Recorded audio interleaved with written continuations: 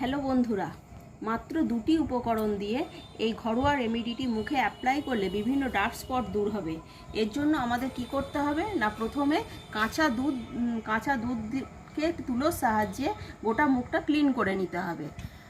এই কাঁচা দুধটা মোটামুটি তোমরা ফ্রিজে কিছুক্ষণ রেখে দেবে, তাহলে কিছুটা ঠান্ডা হয়ে যাবে। তারপর মুখটাকে এইভাবে তুলো দিয়ে কাঁচা দুধ দিয়ে মুখটাকে ক্লিন করে নেবে।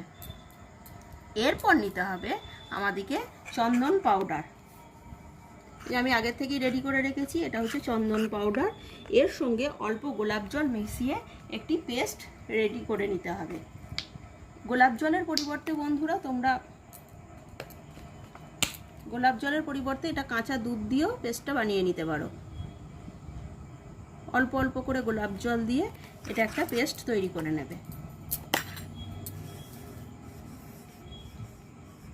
এই পেস্টটি ওভারঅল ফেসে অ্যাপ্লাই করে নেবে। এই পেস্টটি বানিয়ে এটাকে ওভারঅল ফেসে অ্যাপ্লাই করে নেবে। এটা শুকিয়ে গেলে নর্মাল জল দিয়ে ফেসটা ক্লিন করে নিতে হবে। এই রেমেডিটি টানা 5 থেকে 7 দিন অ্যাপ্লাই করলে ডার্ক স্পট, রোদে পোড়া ট্যান, মেচেতার মতন দাগ সব কিছুই দূর হবে। এটি ছেলে মেয়ে উভয়ই ব্যবহার করতে পারো। Thank you.